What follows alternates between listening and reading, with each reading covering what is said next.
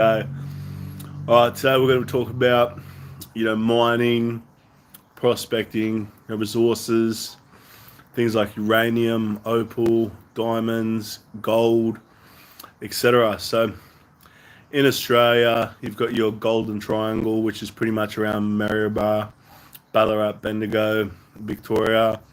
Got places like Hillen, Bathurst, Katoomba, etc. There are plenty of places. They're your predominant areas. So they reckon gold comes from meteorites. So it's just got scattered around the earth. A lot of it got washed into things like rivers like the Yukon River in Alaska.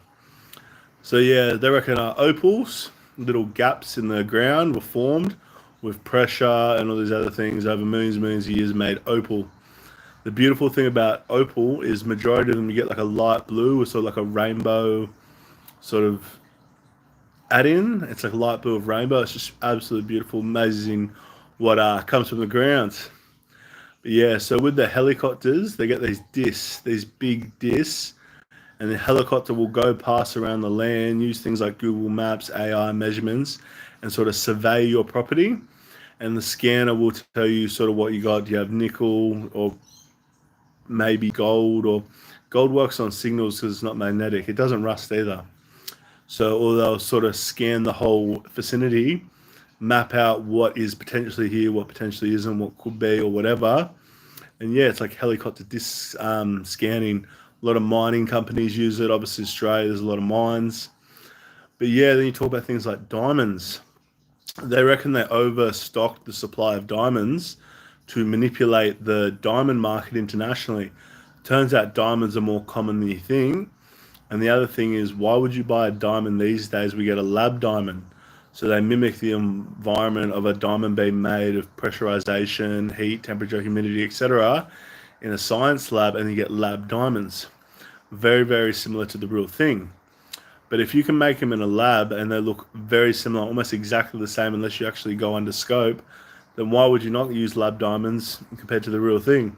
Unless you're Cardi B or someone famous like that, that's a whole different. They've got money. Do you know what I mean? They like flashing off and flaunting wealth. That's part of their career, whatever. But yeah, so when it comes to gold, they reckon it's from meteorites. That would make sense why it's scattered out, tectonic plates moving up, down, earth, agriculture, buildings, sandstorms, whatever, rain, moving soils and that. So it would actually make sense. But the interesting thing is based on signals. So you have your metal detector detecting magnetic things. Then the signals, where there's gaps in the signal, that's what they reckon there is gold, especially in a gold predominantly found area like Ballarat or Bendigo or Maryborough, etc. Hillen, Bathurst, Kalgoorlie, etc. There's heaps of places. So what's interesting with the prospecting mineral resources area, things like uranium.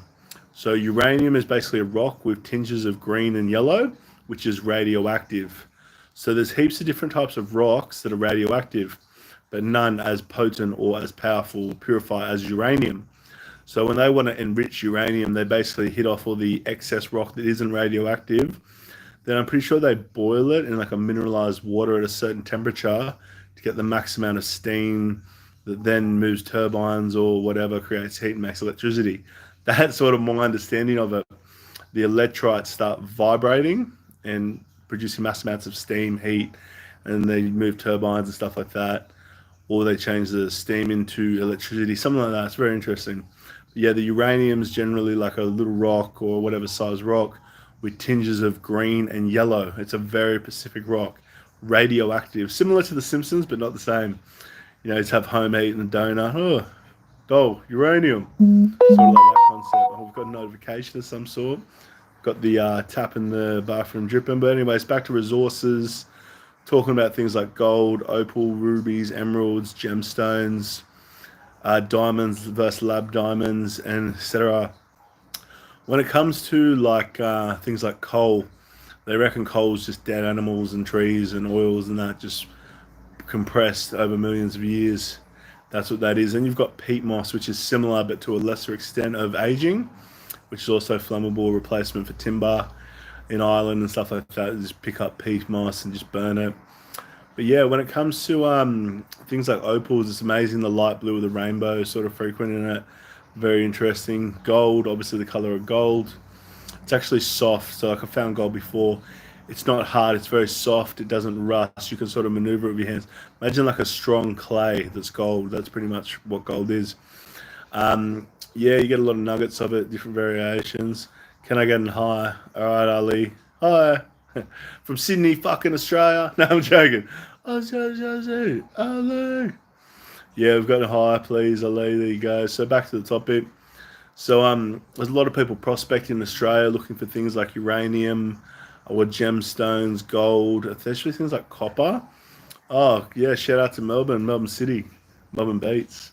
Yeah, so things like copper, your power lines have copper, a lot of electronic devices. Copper's a conductor, very good for a lot of technology and things, as I said before, like power lines. Then you've got things like gold is in a lot of technological stuff as well.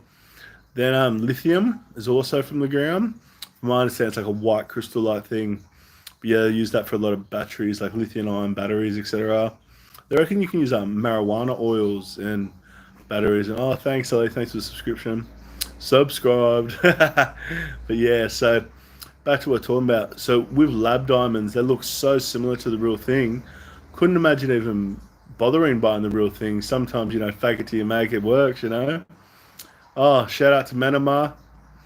Hey, Manamar from Australia.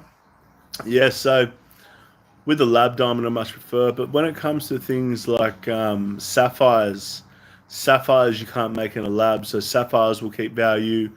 Rubies, emeralds, diamonds, because of the lab, will lose value. There'll be no diamond market in 10 years. Gold will always be there, but things like copper will go up. Lithium, anything used in technology, software, computer chips, making phones or batteries, anything like that, definitely will go up in value. Silver sort of went up a bit. Vape. Mango passion fruit, baby. Mervat D. Mate, I need a vape in my life. A lot of them come in illegally to Australia, but because the government doesn't get taxed, they try and regulate it. But it just doesn't work. There's so many coming through, so many, blueberry grape and all that sort of shit. But yeah, back to what I was talking about. So when it comes to things like pearls are like an aquatic piece of jewelry. So pearls are very rare to get. What they usually do is they open up a clam, they put a ball in, and then the clam sort of solidifies and builds upon that as like a security mechanism, then makes a pearl. So they're man-made assisted pearls. A lot of our old school necklaces, things like that. Opal's beautiful. You can get black opal too, not just the light blue with the rainbow. One thing I think is actually quite interesting, gemstones. You get a lot of interesting gemstones and geological build-ups of these random things in the ground. I think it's amethyst crystals. They're quite popular. I think they're purple. Make necklaces, jewelry out of it, all that sort of stuff. My favorite probably would have to be probably copper. There's just so many things you can do with it. It's always going up in value. Just so many technological advances need the copper. It's a conductor. But then if I really wanted to find something, if I went to Broken Hill, and there's sort of the South Australian Northern Territory Broken Hill sort of circle where there's radioactive materials, that would be interesting though, because there's big money in uranium and other radioactive materials. But especially uranium these days, when everyone's having this energy crisis, can gas and coal be replaced by renewables? Might take 100 years, might take 150 years, but this is the thing, mate.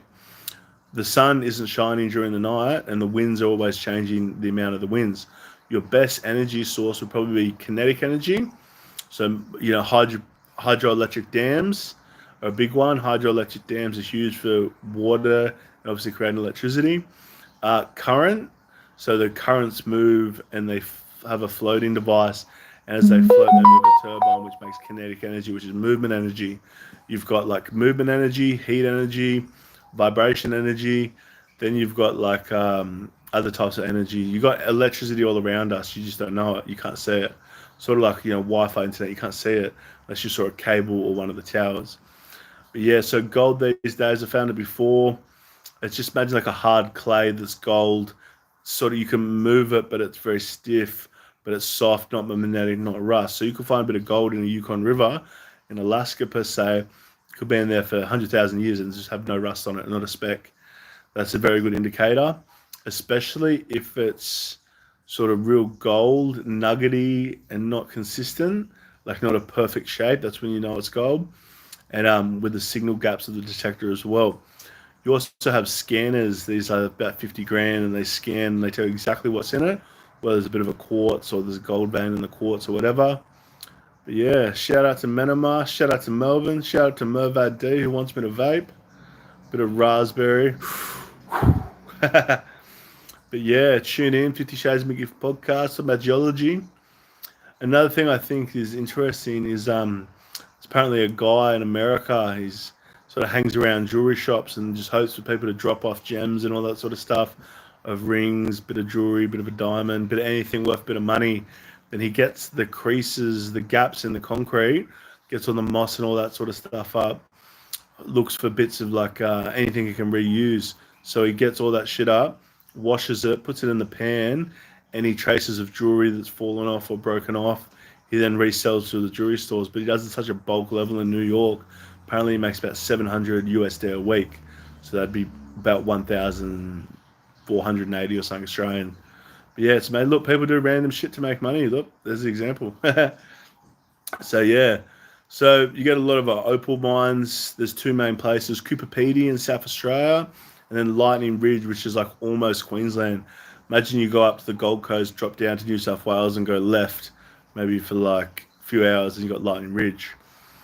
But yeah, definitely a few towns. So in history, a lot of random towns got created from things like farming abilities, or there was a mine, or prospecting abilities, and then people came. They needed hotels, they needed places to stay, places to eat, hospital, and created small towns. Like Bathurst was predominantly created just for the gold rush. A lot of people mining. A lot of people came from China. So you get Chinese families that are like third generation Australian, full Chinese, look full Chinese, but they're like, hey, mate, how you going? You're like, what? He sounds more Aussie than I do.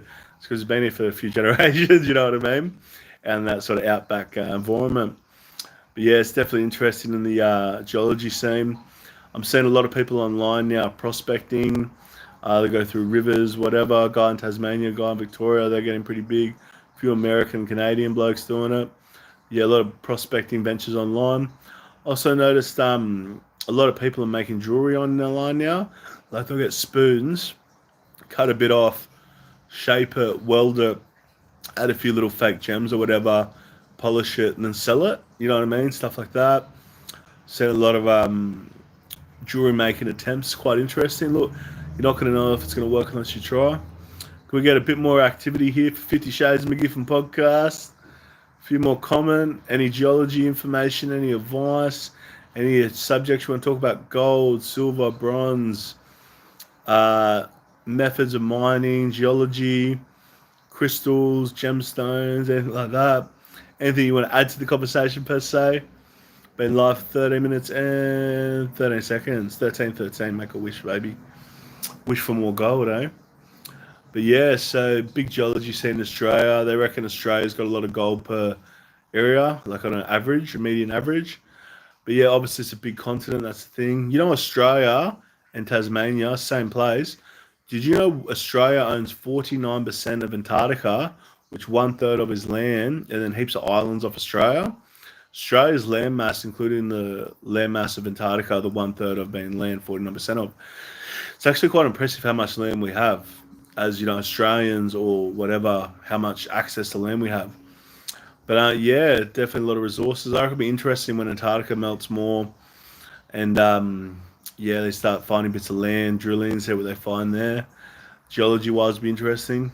They're doing this thing where they drill into the ice cap, get the water underneath, then pump the water on top. Then that makes thicker layers of ice on top as a freeze protection for Antarctica to make it freeze more.